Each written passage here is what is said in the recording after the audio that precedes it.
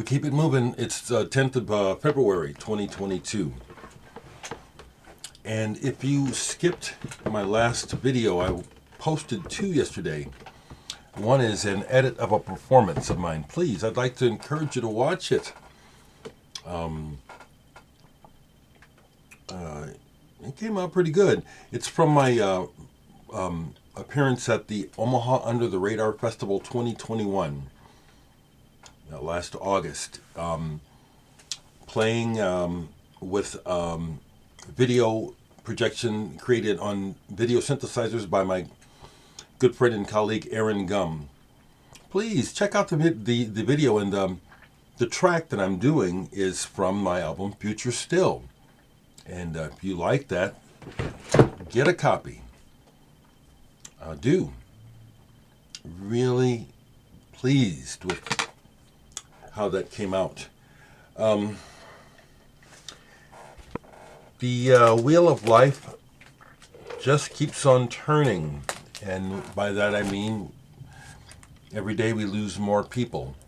So the person I want to honor today is a big one, Betty Davis. She was married to Miles Davis, his second wife, but she was an iconoclast. And she was ahead of the times, and she broke ground, and she was a very influential person, not only on Miles, but on entire genres, and everyone from Prince to Madonna to you name it. She was out there in front of everyone. Back in the early 70s, being very bold as a woman, fronting her band, being victimless in her presentation of her womanhood and just who she is as a person. Bold, badass. Grew up with the music of Miles Davis. As I said, my dad was a musician on the Chicago scene before we moved to Omaha. And so Miles was in our house. So I was aware of Miles from early on. And when he went electric in the 70s, early 70s, I really took notice. Big time. Fees to Kilimanjaro, that's Betty Davis on the cover of the album. And when this album came out along with Live Evil, it was probably equivalent in my neighborhood, or I'd say in black circles. I think the effect was equivalent to the Beatles on Ed Sullivan to some degree. It was really just a game changer and a head kick. We wouldn't have Miles Davis on the Corner, which is just a brilliant masterpiece. Seriously, I was just talking about this because of Tabla Playa Badal Roy and his influential part on here. But this wouldn't have happened without the influence of Betty Davis. Seriously, she brought Miles Davis up to date. She just did a whole lot to introduce him to Jimi Hendrix. I watched the documentary about her last night, and because of my background in mental health, I think I can understand from a distance what happened. You know, they talk about the split, how the persona she was on stage was nothing like she really was, that she was actually a very sensitive woman, very intelligent, obviously. And so I can see where after a while, dealing with all kinds of stuff, and especially probably dealing with the insanity of the music industry, it probably exacerbated her symptoms, and she retreated. She said, "I'll see y'all," and just left the scene. Rest in peace, Betty Mabry Davis. As I was looking up stuff about her, I see that she wrote the lead track on this album by the Chambers Brothers, Uptown Harlem. And in the documentary, they tell the story of how she ran into them on the street, sang the song to them. They dug it and they recorded it and gave her credit. And that was her beginning of being a songwriter. And that was a bit of trivia that I didn't connect. You know, I've had this album forever. Like the song Uptown, but, you know, look, when I looked at the credits, B. Mabry, I said, wow, look at that. So Betty Davis, a big figure, an important figure in music, and I would even say culture. Strong female figure, very strong, very strong. You know, I want to get this, document this before I forget it again. So I want to say, first off, I want to qualify this. It's the whole trip of music, even before the Beatles. The Beatles were life-changing for me, but my parents were musicians, my dad in particular. But the whole trip of music has been the central focus of my entire life. There are many aspects of it that, to me, are still kind of magical. I use that word because it's like, it's what I live for. It's just the whole trip about art and music and the way that it's informed my life. It's my ground zero. And so, as I've grown up over the years and just been into music and art, the primary focus, as I've been trying to understand the whole thing, especially after Beatlemania, was trying to, you know, really understand what it is I'm attracted to and love about the whole trip.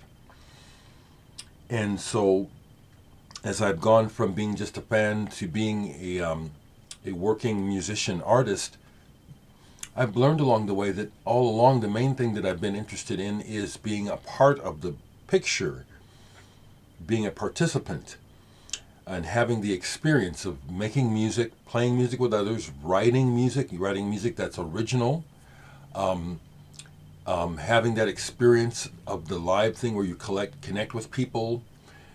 All of that has been the primary focus of my interest in music and art. Along with that, though, comes the material and the human aspect of recognition, milestones that we achieve, awards, etc. And while those things have been intriguing and are intriguing to me, and I appreciate them, I'm glad to say that I was not inspired to do any of what I do with the idea of trying to win awards or be number one in the charts. So consequently, as those things have happened over the years, where I've received nominations locally and then won awards locally for my music, it's been very gratifying.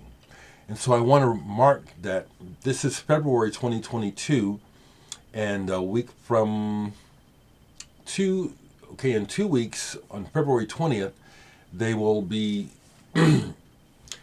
announcing the latest winners of the Omaha Entertainment and Artists Awards. And I just want to acknowledge that I was one of last year's winners, and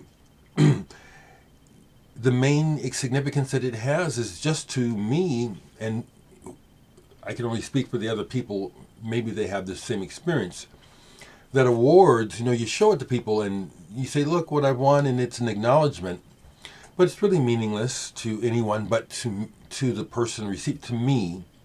And so I just want to say that I've really enjoyed the mental satisfaction of being Artist of the Year 2021 this last year here in Omaha.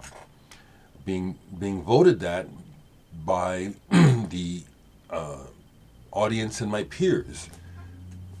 I wasn't expecting it or even looking for it, but it's been a nice thought.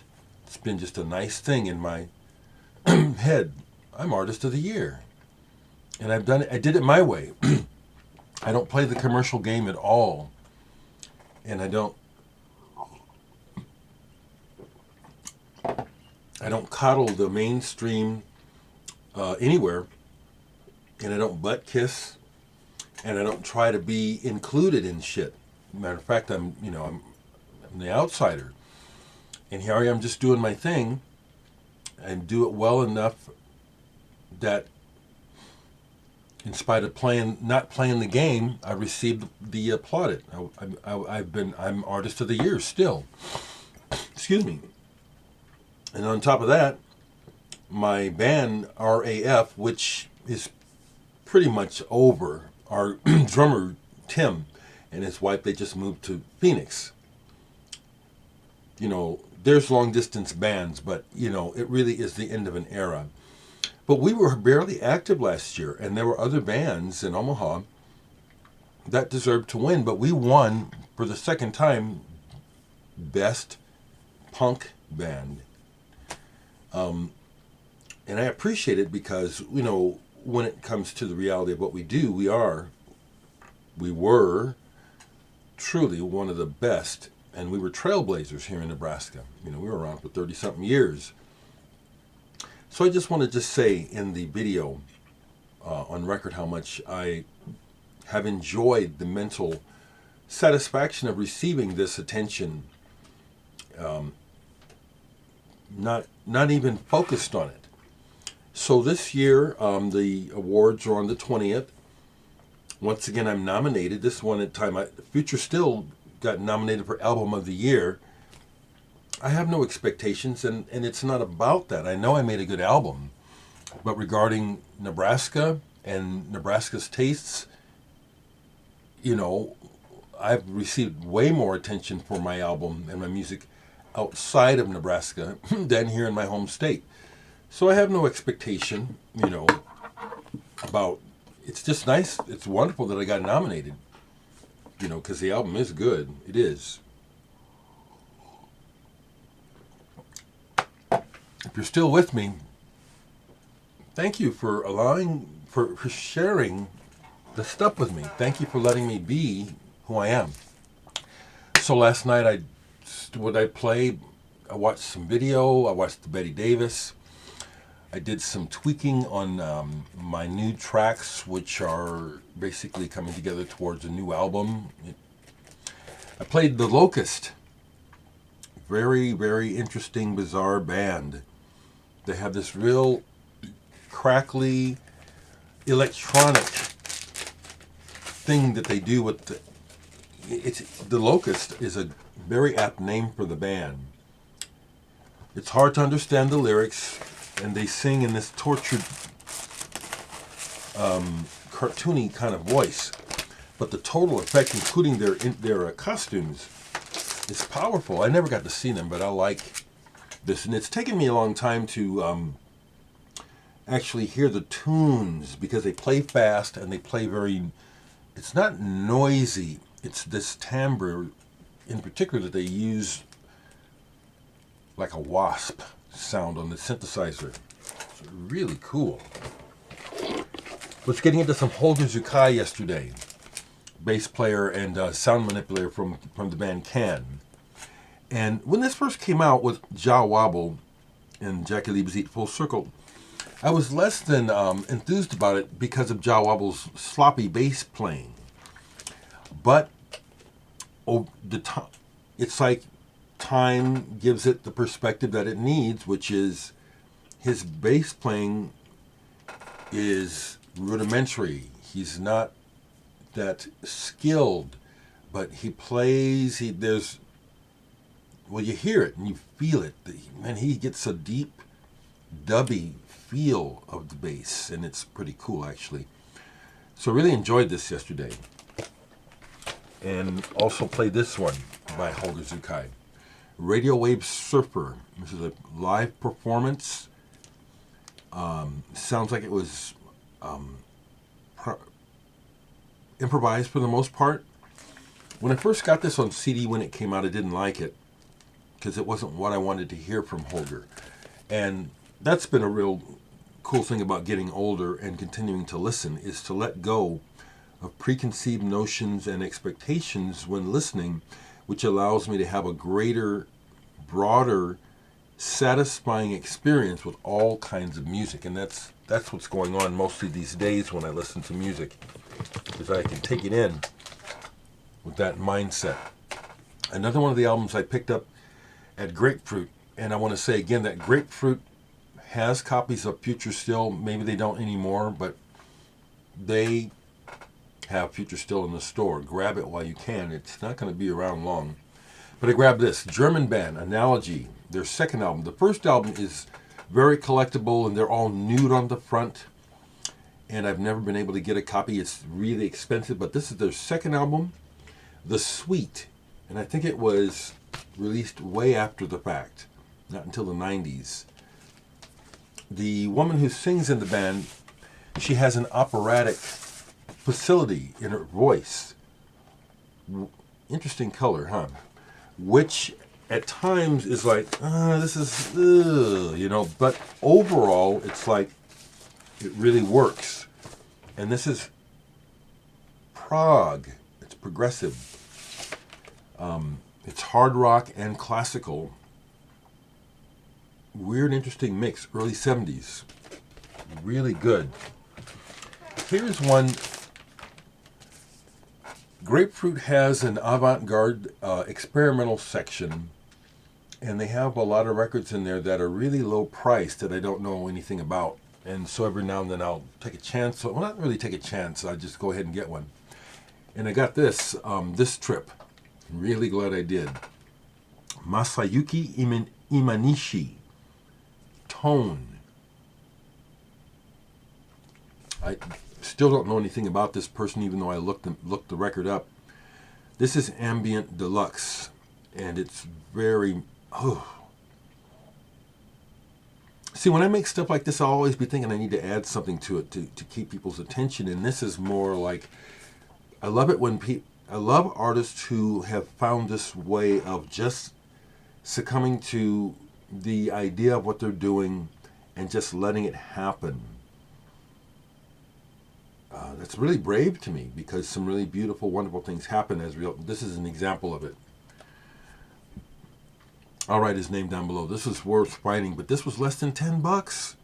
It's like, well, I never even heard of this. This is excellent. So that's what's fun. That's what's fun about collecting. One more. Jan Dukes de Grey, a band from the folky type of band from the early 70s. I think they're English. One that I read about a lot, and this just captures the magic of the 70s to me. It's just, I just love it. Haven't even dived into the words so much. This is a boot, it turns out. Alternative Fox, this label is a bootleg label. They do a real good job on these, though, I must say. Sorcerers. It's very rare, so when I saw it in the store, I said, I'm getting this. I didn't know, actually, until posting and talking about these, that I found out that the label is a bootleg label. This is really good. Jan Dukes de Grey. They have another one. Something about like mice in the attic or something. Okay. So rest in peace, Betty Davis. Please watch the video. I'm going to, in a while, upload the entire performance. It's a 25-minute performance from the festival. But I thought I would start with that piece. And I'm going to give props to Aaron Gum. Very creative man. I love working with him. His visuals on this, I think, work really well.